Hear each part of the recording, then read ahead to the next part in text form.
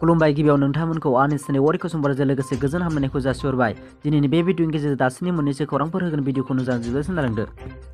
दानिया फैदो गुबै रादाबाव। नेपालनि आइजो अन्जना देवी उफ'दि बर' खन्थाइ लिरदों। अन्जना देवी उफ'दिया बर' खन्थाइ लिरनाय आइ मुलुग समायना आइजो खन्थाइ बिजाबखौ मैया बर' थुनलाइ आफादनि तामुलपुर जथुम्मायाव बेखेवनाय जाबाय। मख'नो गोनांदि बिथाङा नेपालि आइजोब्लाबो जोंनि बर' बिजोंनि फरायनानै बर' रावनि खन्थाइ लिरनानै बर'नि थुनलाइखौ जौगाहोनो नाजानाया थारैनो बाखनायथाव। बिथांनि नाजानाया बर'नि इयुन जोलैखौ थुनलाइ सोरजिनायाव एसेब्लाबो थुलुंगा होगोनखौ मिजिंथिबाय। दानिया फैदो गुबुन रादाबाव। बर' थुनलाइ आफादनि 63थि बोसोरसालिया जथुम्माया 2, 3 आरो 4 मेयाव 2022 मायथाइनि मेहेरगोनां हाबाफारिजों देग्लाय तामुलपुर जिल्लानि बेन्दोंआव थानाय गोजोन फोथार कुसुबारियाव खुंजागासिनो। बिनिनो नैथि साननि थान्दै मेलाव दुलाराय बर' फरायसा आफादनि आफादगिरि मानाव गेदेर मुस्रि दिफेन बर'नि लिरनायाव बर' थुनलाइ आफादनि लोगो आफाद महरै बाहागो लायो। थान्दै मेलाव बाहागो लानानै मिरु एबसुनि आफादगिरि मानाव गेदेर मुस्रि दिफेन बर'आ बिथाया गोरोबथानि 3.1 दफा 6.3 दफा आरो मोनब्रै रावारि खान्थिफोर लेंगुवेज फर्मुलानि सायाव गुवार बिबुंथि लाखिनानै मोनब्रै रावारि खान्थि फर्मुला लेंगुवेज फर्मुला बर'नि सिनायथि थामोनथा आरो रैखाथिखौ फोजोबस्रांगोनसो। बेखायनो एबसुआ आसाम सोरखारखौ बर' बिजोंनि फरायसाफोरनो जाबसिनना होनो नागिरनायखौ माब्लाबाबो गनायनो हाया होननानै थान्दै मेलनि गेजेरजों गावनि बिबुंथिखौ दाजाबदेरनानै बुंबावो। मख'जाथावदि नैथि सानाव गुबुन गुबुन हाबाफारिनि गेजेराव थिखानाय हाबाफारि बादियै गोदान सोलोंथाइ बिखान्थि 2020नि सायाव सेमिनार खुंनाय जायो। बे सेमिनाराव फुंखा सुबुं महरै बाहागो लायो मिरु एबसुनि आफादगिरि बिथाङा।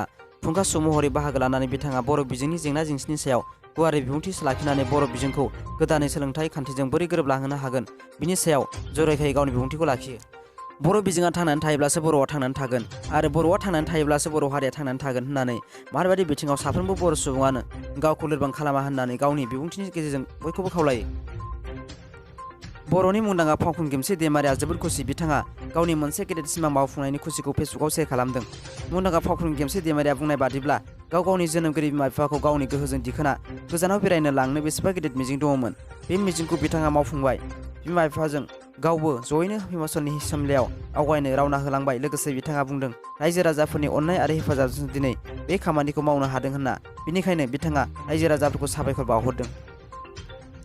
दिनै बर' थुनलाइ आफादनि दिनैनि हाबाफारियाव आसामनि गृह मन्थ्रिया बाहागो लागोन। दिनै बिथाङा बिटिआरनि सोरखारि नङि फरायसालि आरो लोगोसे फोरोंगिरि थिसननायनि मोजां खौरांखौ फोसावगोन होनना आसामनि सोलोंथाइ बिफाननि मन्थ्रि डक्टर रनेश पेगु बिथाङा। बिनि सायाव आगोलावनो एबसु आरो बर' थुनलाइ आफादा आसामनि गृह मन्थ्रि सावरायलायनाय जादोंमोन होनना बुङो बिथाङा। लोगोसे फोरोंगिरि थिसननाया जागायबाय होन्नाबो बुंदों बिथाङा। दानिया फैदो जोबथा खौराङाव। मंगलबारखालि आसामनि गृह मन्थ्रि दैदेननायाव केबिनेटनि जथुमा जानानै थाङो। मैया बेयावनो गोनांथार थिरांथा मोननैसो लानाय जादों। जथुमा जोबनायनि उनाव मन्थ्रि केशव महन्ती बिथाङा खौरांनि गेजेरजों फोरमायनानै होयो। लानाय थिरांथाफोरखौ केबिनेटआ पिएमएवाइ आरबाननि मोननाय सुबुंफोरनो उफ्राय 10,000 रां होनाय जागोन। गासै 1,06,380 था न'आव बेखौ होनाय जागोन। सुवालकुसि पलासबारि दाजाबनाय दालांनि थाखाय 3,197 कौटि रां होनायनि गनायथि। नगाव काछार कागज कलनि मावथिफोरनि थाखाय 308 कौटि 75 लाख दिहुनना होदों। लोगोसे सा 100नो साख्रि होनायनि थिरांथाबो लादों। सप्तासेनि गेजेरावनो होगोन होन्नाबो रोखा खालामना होदों। गुबुन फारसे गंब्रै मेडिकेल कलेजनि थाखाय 2,000 कौटि रांबो होदों सोरखारा। गासै 72था सोलोंथाइ फसंथानखौ लानानै केबिनेटआ थांखि लानायनि सायाव साननायनि बाथ्रा बुंदों। बे सोलोंथाइ फसंथानफोरखौ सेन्टार फर एक्सेलेन्स महरै दानायनि थिरांथा लादों। बिनि थाखाय सोरखारा 2,390 कौटि रां होबाय। बिनि थाखाय टाटा ट्रास्टआ होगोन 88% धोनफिन रतन टाटानि गोदान बान्था आसामनो। बिनि गेजेरजों 20,000 सेंग्रा सिख्लाफोरा खामानि मोनगोन होनना बुंदों।